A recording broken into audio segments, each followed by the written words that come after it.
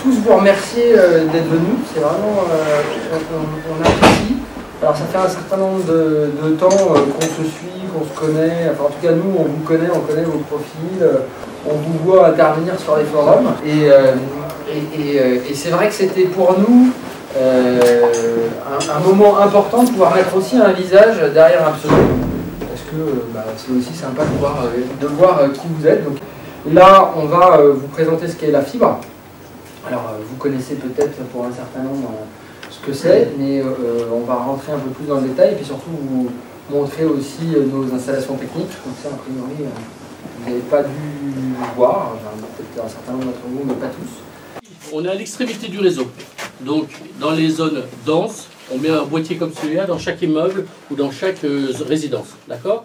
Là, c'est office d'HLM au-dessus, il y a 6 bâtiments. Donc, on a mis ce boîtier-là pour alimenter les 6 bâtiments. Il y a environ 140 logements. Les câbles qui arrivent de l'extérieur, ils n'arrivent pas ici. Donc là, il y a notre câble qui arrive à 12 fibres. Il y a de la place pour faire venir d'autres opérateurs, SFR avec la même technologie que nous qui amènera 12 fibres, ou Free qui sera obligé d'amener un équivalent au nombre d'appartements, c'est-à-dire un 144 fibres vraisemblablement. Pour l'instant, ils ne sont pas encore arrivés ici. Ce boîtier-là, il est là depuis longtemps. Ils vont bientôt arriver, mais pour l'instant, ils ne sont toujours pas arrivés ici. On retrouve là le bon vieux cuivre, d'ailleurs qui a déjà subi quelques soucis, mais avec le temps, il tient toujours. Et ici, on a le numéricable en coaxial. Donc ce boîtier-là est alimenté par 5 fibres. Il y a 5 fibres de ce câble-là qui arrivent ici sur un coupleur. Ce qui se passe entre les deux, on ne va pas trop en parler, on en parlera peut-être plus tard quand on verra l'armoire extérieure. Mais donc il y a 5 fibres, il y a déjà un coupleur dans la rue, il y a un coupleur ici. Ce qui fait qu'au final, il peut y avoir au maximum 64 clients sur chaque fibre. Ici, donc comme il y a 5 coupleurs, on peut avoir 40 clients possibles. Donc pour l'instant, il y a une trentaine qui sont connectés. Il reste encore quelques-uns de disponibles en fonction des demandes des clients. Cette technologie-là, on est dans un boîtier monofibre. C'est-à-dire qu'à partir d'ici, vers chaque étage de client, il y a une seule fibre vers chaque client. Donc il y a une fibre par client. Tout à fait. Donc ici, les fibres qui viennent de l'extérieur sont connectées au coupleur, sur les 5 coupleurs, et ensuite sont prolongées par ces petites, c'est ce qu'on appelle les pictelles. Le technicien, qu'est-ce qu'il va faire? Il va prendre ce fil-là. Déjà, il va vérifier s'il y a le signal au bout. Si, en fin de compte, la lumière arrive bien du central téléphonique. Donc pour cela, il le connecte sur un boîtier de mesure. Et on lui dit ici qu'il y a moins 16,21, moins 16,22 dB. On peut aller jusqu'à 30. Hein. Donc là, on est largement dans la mesure. Et ensuite, le technicien, il va prendre ce petit fil et va le connecter sur l'un des plateaux clients qui sont là. On met un boîtier tous les 2 étages, 1, 3, 5. Et donc, on prolonge jusqu'à l'étage du client. Et ensuite, le technicien va prolonger la fibre jusque dans le salon du client. À partir de ce point-là, le réseau est fait totalement. Voilà, donc ça, c'est le type d'armoire qu'on va voir dans les zones peu denses ou dans les nouvelles zones denses qui n'ont pas encore été fibrées. Maintenant, le boîtier qui était dans l'immeuble sort à l'extérieur de l'immeuble. D'accord? Les règles d'ingénierie changent aussi. C'est-à-dire qu'on se retrouve avec le même principe, c'est-à-dire du monofibre. Entre ici et chaque client, il y a une seule fibre qui va vers chaque client. Ce n'est pas du quadrifibre, d'accord? Ensuite, nous, on alimente le boîtier par un câble. Donc, généralement, on envoie des câbles de 712 fibres pour alimenter plusieurs boîtiers, d'accord? Et on alimente ici ce plateau-là. Ça, c'est le plateau de l'opérateur Orange. Si d'autres opérateurs veulent s'installer, ils ont la place pour venir s'installer ici. Ensuite, par un renvoi de jarretière, on alimente les clients correspondants. Ce type d'armoire est bon pour tout type de bâtiment. Les immeubles, qui soient plus ou moins de 12, et les pavillons. Donc là, maintenant, c'est ça le lieu de mutualisation. Alors, il y a 2 façons de mutualiser. Soit les opérateurs viennent, comme sur l'autre armoire ici, viennent sur ce boîtier-là et alimentent leur coffret opérateur. Ou dans le cas de Free, un coffret actif, parce que Free a plutôt tendance à dire, voilà, je mets un petit bout de NRO ici, j'amène une ou 2 fibres, j'alimente mon NRO, et ensuite les sorties, je les mets en face des clients. Donc là, vous êtes dans ce qu'on appelle le nœud de raccordement d'abonnés, le NRA, un nœud de raccordement d'abonnés. Autrement dit, un répartiteur, des fois, vous entendez ces termes-là. Hein. Donc il y en a un certain nombre, j'en ai 23 dans les Hauts-de-Seine, 36 sur Paris, ils ont des tailles différentes, en fonction du nombre de clients à desservir. Le plus grand qu'on ait aujourd'hui, c'est Tuileries, 300 000 clients, 300 000 lignes. Celui-ci ne fait que 67 000 lignes. C'est déjà un répartiteur de taille moyenne, quoi, une bonne taille. Okay, alors, vous souvenez un peu le principe, hein? J'ai une paire de cuivres qui part d'ici et qui va vers chaque client. Et du point à point d'ailleurs, de façon un peu concrète. Et ici, deux cas de figure. Soit le client est resté chez nous pour le haut débit, et il passe en face. En face, vous avez les filtres ADSL. Il faut comprendre ce que vous avez ici, c'est rigoureusement le miroir que vous avez chez vous. Chez vous, vous avez une ligne qui vous présentez. Vous mettez un filtre, vous mettez un iBox, une Freebox, une Novebox.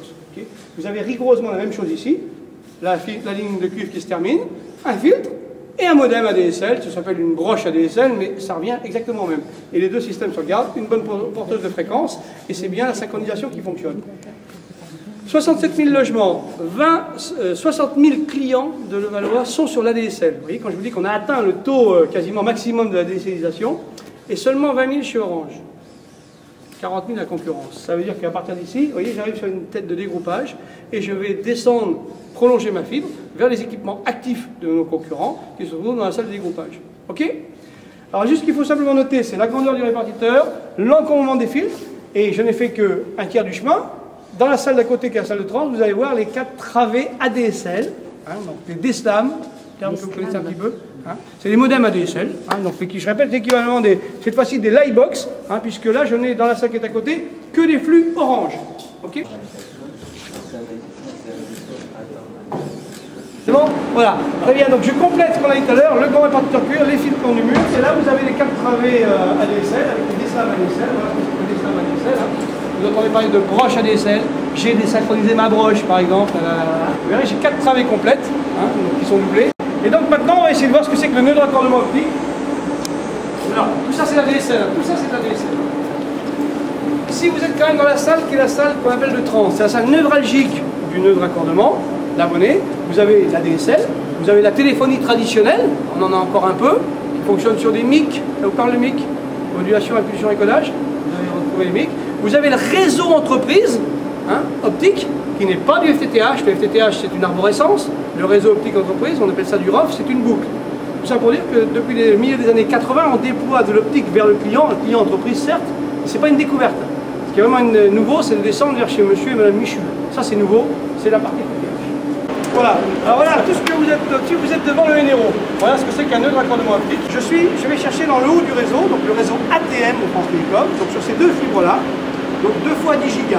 Je vais partager sur ce châssis-là. Vous voyez, j'ai déjà aussi un point de concentration. Vous vous souvenez tout à l'heure quand je disais que tout contribue à la qualité de service? Là, moi aussi, j'ai un double challenge, qui est bien celui de donner du débit à l'ensemble des clients qui sont derrière. Ok? 2 fois 10 gigas. Et maintenant, comment ça se passe? Chaque carte PON a 128 clients, hein, 64 clients par PON.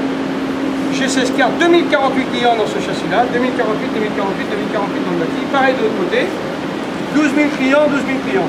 24 000 clients potentiellement. Ils ne sont pas là, bien évidemment, les cartes ne sont pas encore installées, ils ne sont pas mis là. Mais pour montrer que le réseau est déjà incorporé. Okay? Et à partir de là, ma lumière qui va ici, puisqu'il faut que je la retrouve jusque dans votre point de localisation, là-bas, pour la prolonger au client, là on va voir comment on la fait cheminer dans le réseau. Là, ce n'est vraiment plus que de la plomberie. Je vais ouvrir une cassette, qu'on appelle cassette d'épanouissement.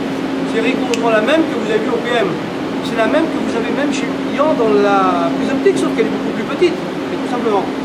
Première chose, il faut respecter les rayons de courbure. Je vous ai expliqué que ça veut dire si j'ai bien ciblé, mais si je lui fais qu'on appelle une contrainte, la lumière ne passera pas bien. Donc vous voyez des rayons de courbure pour que la lumière elle fuit. Deuxième chose, j'ai de la surlongueur. La surlongueur, elle me sert à 2 fois. Donc pareil, toujours mon exemple, ma lumière, mes 2 fils sont bien ajustées. Si elles sont effectivement mal ajustées, je vais être obligé de recasser. Et ça va me recoûter 5 cm. Parce qu'il faut que je redéploie, et vous verrez que c'est fragile quand c'est dénudé. Je vous rappelle pour mémoire, 1 mm, 900 micros. Premier décapage, je tombe à 255 micros. Je commence à travailler ma fibre, j'ai décapé finalement, c'est 125 micros. Et quand j'aligne le cœur de fibre, c'est 9 micros. Et la dernière chose, quand j'ai décapé ma fibre, je vais nettoyer mes fameux 9 micros au cœur de fibre, il faut que je les protège, ils deviennent très fragiles. Donc on les met dans un rétrain thermo-rétractable, c'est-à-dire un petit morceau de plastique, hein, comme quand vous avez la jambe cassée ou mettez un plat, exactement, de façon à la retenir et la protéger. Et un petit réceptacle pour le garder. Ok? Et si je regarde, vous vous souvenez, je vous ai parlé de 3 vocables barbares, adressable, raccordable, raccordable. Et vous les avez ici, les 3 vocables. Vous voyez, j'ai déjà déployé dans ma rue toute la fibre. Elle est en attente. Donc là, j'ai pris 2 fois 12 fibres, donc 24 fibres. 64 clients potentiels, là je me trouve aujourd'hui avec en gros 1400 clients potentiels d'attente. Les adressables, Ils ne sont pas raccordés. Ils sont ouverts ici et ouverts dans la rue. Ils attendent simplement d'avoir l'accord syndic pour mettre un petit coupeur en route et rentrer dans le logement, dans l'immeuble. Donc ça veut dire que sur ces deux-là qui sont réellement allumés et prolongés, vous voyez, elles sont bien prolongées. J'ai bien une lumière, c'est bien la lumière que vous avez vue là-bas au bout dans le PM. Donc j'en ai 3 d'allumés, 3 aussi, donc on va dire 192 clients, qui sont soit raccordés ou raccordables.